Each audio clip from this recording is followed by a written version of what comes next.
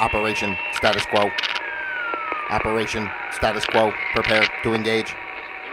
Operation status quo. Ready to engage. Operation status quo. Engaged. Engaged.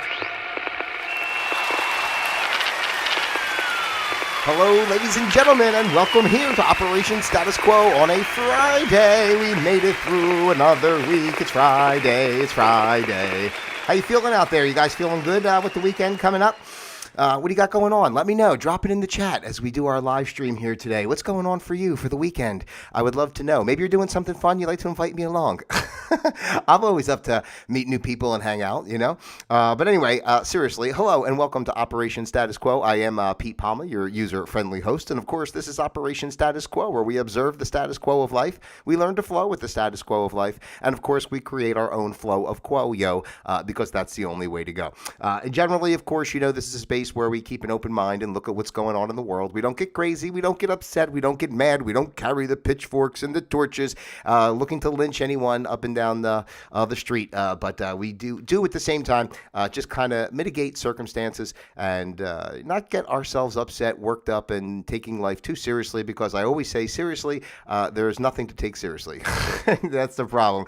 And I get caught up in it myself sometimes. I got to be honest, you know, when I'm doing my stuff, because we're all in the same boat here, ladies and gentlemen, this human condition, trying to make our way through this life and understand what the heck is going on. And it's been some crazy times for all of us. But as you see, you know, things are continuing to happen. So that's why we have to, you know, come together in a space where we can put a smile on our face and just kind of enjoy life and go with the flow. And we go with the status quo of flow. We flow with the status quo, but we don't have to make it exactly what we do in our life day to day, right? We can, again, mitigate circumstances and create our own flow quo. That's what it's all about. This channel generally is really just about sending some sort of positive message to encourage you, to empower yourself, and to let you know that you are not the victim or you're not at the whims or whatever you want to say of others. You know, you really have the power to make your life be whatever you want it to be. It just takes a little bit of belief. It takes a little bit of work.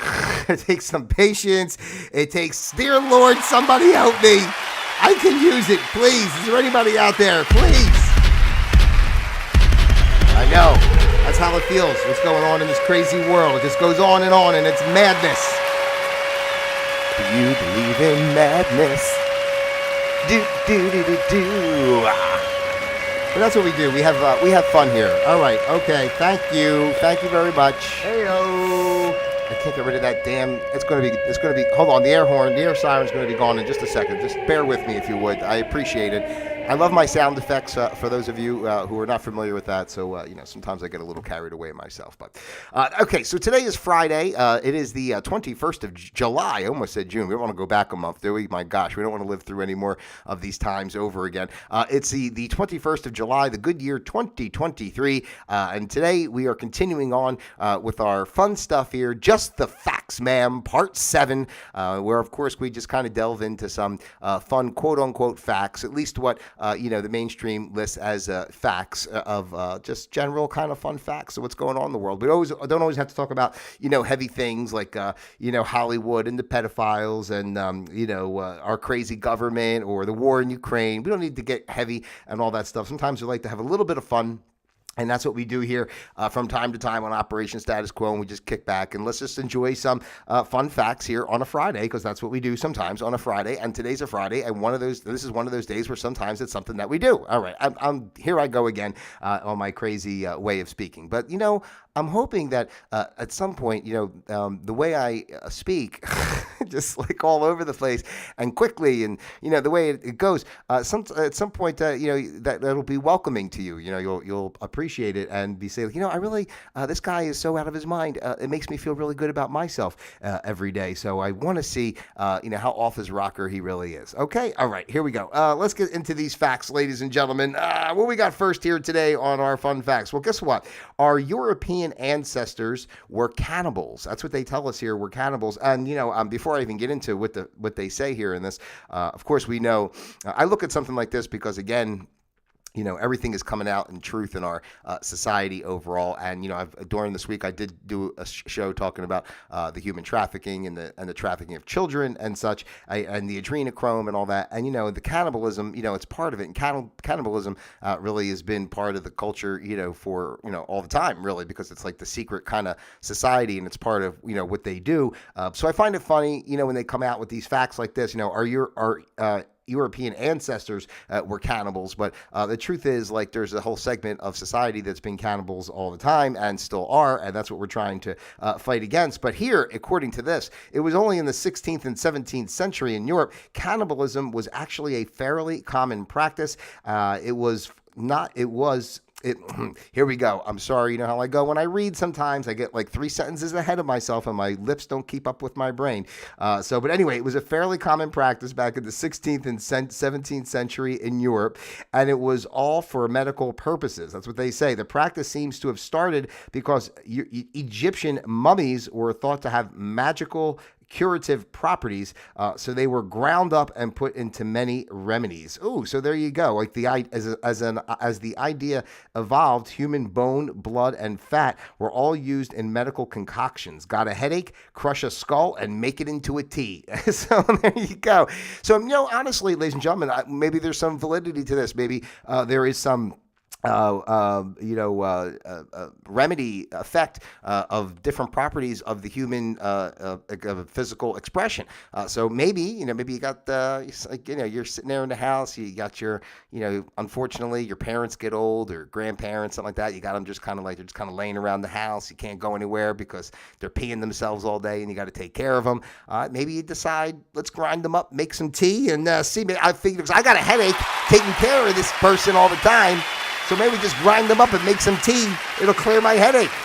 Hey-o. And it puts them out of their misery, too. So maybe it's a win-win for everybody. I wouldn't recommend them. You might want to consult your physician and your local police department before doing this to make sure that, I believe Dr. Kevorkian, if he's still around, I think he might be able to help you out with that. Is he still alive, Dr. Kevorkian? Remember that back in the day, Dr. Kevorkian? All right, anyway, let's see here. The next one is dogs actually understand some English. Well, how about that? Some owners of disobedient dogs may have trouble believing this, but dogs can learn to recognize a vocabulary of about 165 words. So I think that's wonderful. Quite honestly, in today's generation and based on our current educational system, there's plenty of Americans that are supposed to be able to speak English that don't even understand 165 words. So you have to give the dogs credit. It's a wonderful thing that they can speak some English. I wonder if that translates into other languages, because it says dogs actually understand some English. Does that mean that they cannot understand Spanish or French or Russian? They can't understand Chinese. They can't understand any other language. You have to only speak to a dog in English. It seems a little bit limiting, and it seems a little unfair, and it seems quite biased, ladies and gentlemen. And today's world, where we're trying to just solidify equality for everyone, I don't think it's fair that dogs are only speaking English. We should have bilingual dogs, which would be good. As a matter of fact, though, I will say this: during that time, so I've told the story before, that back in the past, I did date someone that was from Russia, right? And her dog was able to understand some English and Russian. And quite honestly, I was very intimidated because the dog knew 2 languages, and I'm struggling with one. But that dog could speak Russian and English. Hey-o. Oh my gosh. Probably who knows what else, those dogs that coming from other countries probably spoke 4 or 5 different languages. All right, here we go. You have a nail in your body. Oh my gosh, I'm so sorry. Are you okay? Because that sounds like it would be painful. How did the nail get into your body? Were you doing some sort of home improvement project and accidentally with the nail gun made a mistake? Did you swallow a nail by accident? Sometimes you put a little, you're doing something, you put the nail between your lips, like, so you can grab it while and maybe you swallowed it, but I don't understand. Let me, instead of speculating, why do I not just see what they're telling us here? Well, okay. So anyway, it says you have a nail in your body, or at least the components of one. Iron is an important nutrient that the human body needs. It helps your red blood cells carry oxygen, which is necessary for producing energy throughout the body. That's why an iron deficiency can present itself with feelings of exhaustion. So I guess what are they just saying? Amazingly, a healthy adult has about 3 grams of of iron, enough that if it were pulled out and melted down, it could form a nail up to 3 inches long. So how about that? They misled you a little bit because they say you have a nail in your body, and that gets you all alarmed and upset because you're thinking, oh my God, I got a nail in my body. If I try to pass this thing, it's going to tear the ass out of me. That's from the Jerky Boys, one of their bits one time. It's tearing the ass out of me, he said. But imagine if you had to pass a nail. Here, kidney stones are bad enough. Imagine if you had to pass a nail. That would probably be quite painful, but we do need iron. That is, a known kind of thing. So they're kind of taking this here and twisting it around, trying to make it like you have a nail in your body when actually it's just a normal amount of iron you would need to be a healthy human being if you want to. So if you feel unhealthy, you feel exhausted, you're iron deficient, maybe grind up a nail and swallow it down and, get your body kicking. All right, let's see. Redheads aren't actually going extinct. I didn't even know that they were going extinct. Did anybody else hear this? Because I haven't heard about redheads going extinct, although I have to say I haven't seen as many redheads around as I used to. But anyway, it says periodically a rumor starts on the internet that says natural redheads will become extinct by the year 2060. Lucky for gingers everywhere, this is a myth. It's true that the gene that causes red hair is recessive, meaning that both parents must have it for their child to have red hair. However, even non-redheads can carry the red hair gene, and it can pop up unexpectedly in generations down the line. So don't be alarmed if you are hoping to have a redhead, although I do hear, I don't know if this is true, but I hear like redheads, you have to be, they're a little scary, and you have to watch out. Like there's something mentally off with the redheads. And I don't know. I mean, is that part of the same gene that makes their hair turn red? I mean, I guess if my hair turned red, I'd probably be upset too. Although, what can I talk about? Because I don't even have any hair. If a hair popped out of my head, I might become alarmed because I'd be like, what the hell's going on? Did I just swallow like 6 gallons of testosterone or something? Like how all of a sudden did this hair pop out of my head? But anyway, so if you know anyone or are concerned about anyone in your family with the redhead or the genes, or you're looking to start a ginger family, it's like that could be like the next thing, right? Like now we're on to the transgender rights and everything. Maybe the next thing will be rights for redheads. Like have they done that yet? Like the ginger, you have like a ginger parade. Like should they start doing stuff like that and like have a separate bathroom for gingers? And it has to be unisex because right? I'm just saying, but because it's just for the gingers, unless maybe it's inappropriate. Maybe you have to then not only you have to have a men's bathroom, a woman's bathroom, and a unisex bathroom. Then you have to have a ginger male room, a ginger female room, and a ginger unisex room. It's really turned into a lot of bathrooms. I think we probably would just save the environment if we all just go out and pee on a tree, as opposed to trying to build all these structures to accommodate everyone to urinate and defecate. All right? Okay, here we go. Next one. Pro baseball once had women players. Well, we know this during World War II that there were some women players. We all saw the movie League of Their Own. That was a good one, right? When the women were playing. Let's see here. While there are no current female players in Major League Baseball, there have been plenty of women in professional men's leagues. The first was Lizzie Arlington, who pitched during the 9th inning for the Reading Coal Heavers in 1898. The Reading Coal Heavers. That's a hell of a name for a team. I guess back then, obviously, coal mining was big in that area. Anyway, and she won the game for the team. A little over 30 years later, an African-American woman, Jackie Mitchell, pitched against the Yankees during an exhibition game, striking out Babe Ruth and Lou Gehrig. Now, do you think that she really struck them out? Or maybe those guys wanted to hook up with her? That's what I would think, right? I would think Babe Ruth gets up there. Well, Babe Ruth was, drinking all the time, so he could have maybe struck out. But at least Lou Gehrig, right? Maybe he, pretended to strike out and like, oh, man, you're really a good pitcher. Can I take you out for a drink? Let's see here. Anything else? No, okay, that was it. We're done. I thought they were going to talk about the stuff that went on during World War II and League of Their Own, but they didn't talk about that. They talked about these items instead. But so for people that think that women are not welcome in men's sports, they were at one time.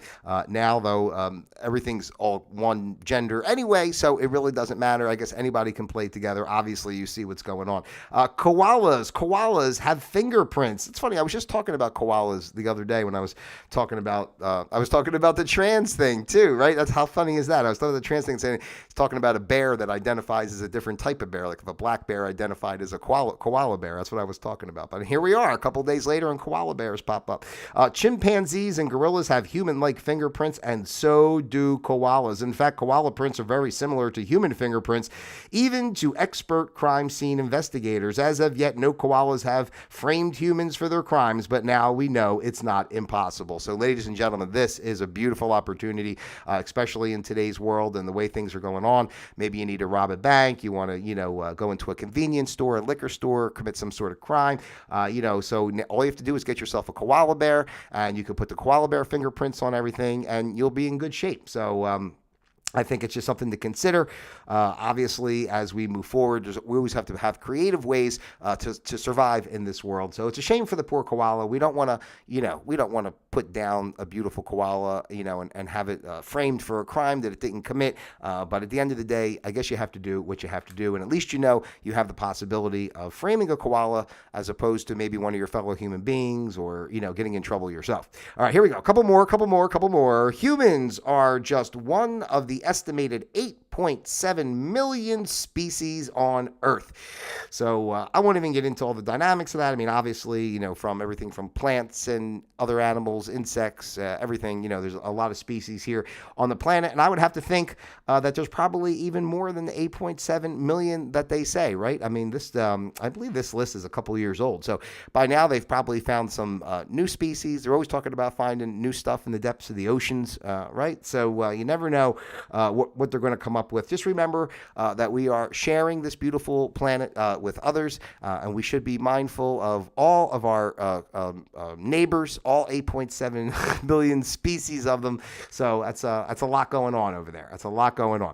All right, here we go. Riding a roller coaster could help you pass a kidney stone. Now, I just talked about the kidney stone so if you have a nail in your body and you want to get rid of the nail, maybe doing the roller coaster can do the same thing as the whatchamacallit, passing the kidney. The roller coaster can help with the passing the nail, just like the kidney stone. After multiple people reported they had passed the kidney stone while riding Walt Disney World's Big Thunder Mountain Railroad ride, a research team from Michigan State University decided to investigate the phenomena in 2016. They conducted tests with a model kidney and found that there was a 64% kidney stone pass rate for those seated in the rear of the Thunder Mountain ride. That number was just 16% for those seated in the front. So I guess obviously if you're, you got the roller coaster shaking you all around, that it helps to break up the kidney stone and pass it through. So there you go. Of course, I am sad to say that this was done in Disney.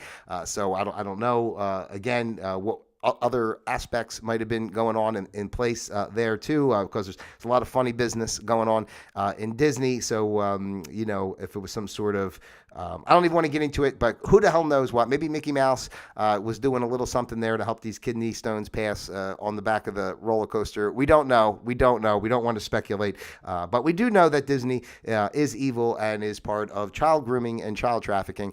So happy to hear how Disney has been really suffering for people coming to their parks. Just shows that people are realizing truth and keeping away. So it's a beautiful thing. So let it do its own work, right? We don't have to force it. Let's see. We have two more for you here today. Dinosaurs lived on every continent. So back in their day, dinosaurs lived on every continent on Earth, including Antarctica. Well, if they said every continent on Earth, why do they have to say including Antarctica?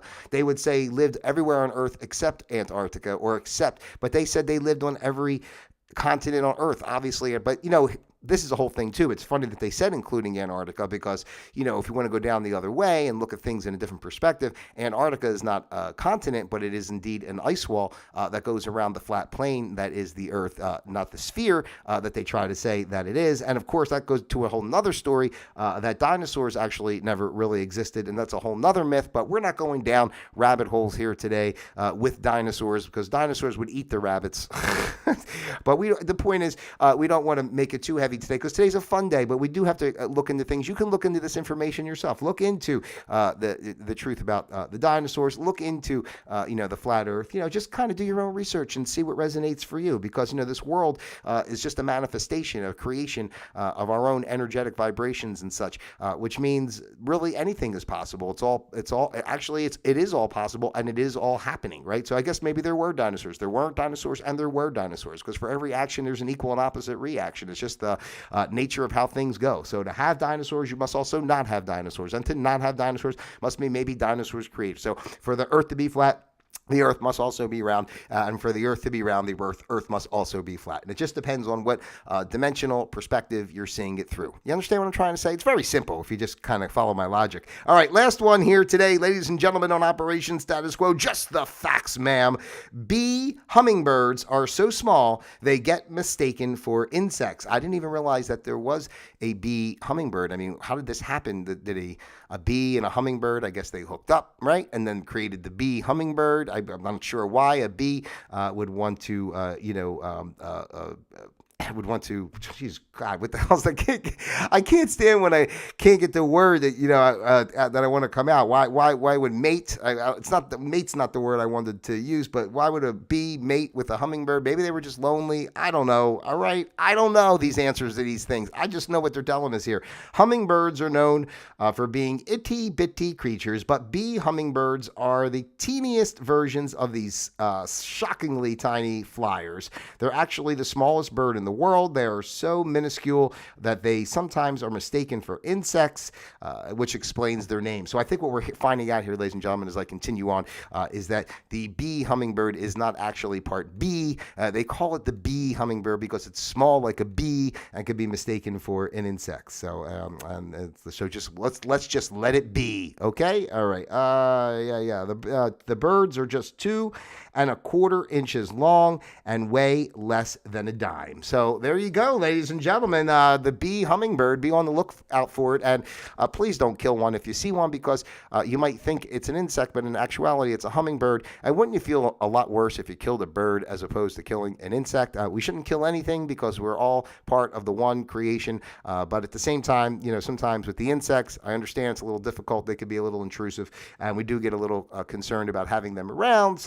But be mindful, at least before you kill a bee, just give it a double check and make sure it's not a bee hummingbird. All right, that's your tip for the day here on Operation Status Quo. Well, that's what we got for you here, ladies and gentlemen, on Just the Facts, ma'am, Part 7 here on Operation Status Quo. I want to thank you so much for your time today. Please take the time to like, subscribe, share, send this out to your friends, your family, those you love, and those you despise as well. Don't forget, your participation is more than welcome. So let me know what's on your mind. Feel free to drop some comments, contact me with my contact information in the description box below. Would love to have you on the program if you'd like to be a guest. That's always a pleasure as well. So, and that's about it, ladies and gentlemen. I love each and every one of you individually as well as a group. God bless you. I got to go back over here so I can say my goodbyes before it's too late, because it's too late for goodbyes. All right. Is that how the song goes? I don't know. Anyway, I love you guys out there. Have a great weekend. I'll be back with you on Monday. Until then, Operation Status Quo disengaged.